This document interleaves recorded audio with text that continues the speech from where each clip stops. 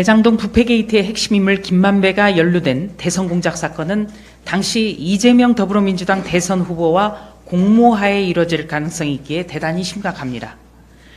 지난 대선 사흘 전인 2021년 3월 6일 뉴스타파는 2011년 부산저축은행 비리 수사 때 윤석열 주임검사가 대출 브로커 조우영 씨에게 커피를 타주며 수사를 무마했다는 김만배의 가짜 인터뷰를 공개했습니다. 가짜 인터뷰를 6개월 묵혔다가 대선 사흘 전 기사와 녹취록을 보도했습니다. 대선 판도를 뒤엎으려는 계획적 거짓 폭로로밖에는 할 수 없습니다.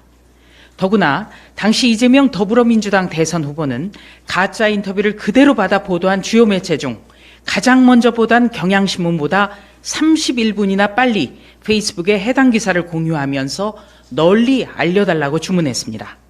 이는 이재명 대표가 뉴스타파의 가짜 인터뷰 보도 시점을 미리 알고 공유 준비를 했음을 시사합니다. 의심해 볼 것이 한둘이 아닙니다. 조우영 씨는 여러 매체와의 인터뷰에서 부산저축은행 대출은 대장동 수사 대상도 아니었고 대검 중수부가 수사한 적도 없다는 해명을 반복했다고 합니다.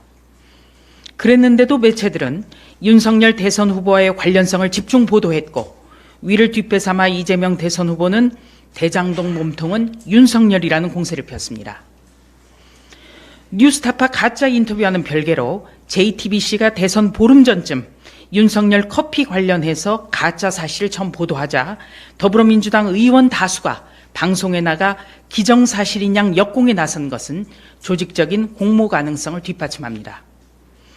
직후 TV 대선 토론에서 이재명 대선 후보는 커피는 왜 타줬느냐고 다그쳤고 윤석열 대선 후보가 대출 브로커를 본 적도 없다고 반박하자 아이고 참 희한하네 라는 조롱까지 했습니다.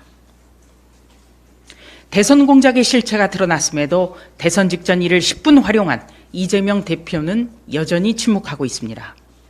지난 대선이 0.7%포인트 차의 박빙 승부로 끝났다는 점에서 자칫 승패를 바꿀 수도 있었습니다. 가짜 인터뷰, 조작된 여론으로 대선 결과를 흔들려 했다면 중대범죄이자 심대한 국기문란입니다. 핵심은 이재명 대표의 개입, 공모 여부입니다. 여러 세력이 가담한 정치 공작의 재발을 방지하고 민주주의에 꽂힌 선거의 공정성을 지키려면 철저한 수사를 통해서 이번 사건의 배후와 공모자 등 전모를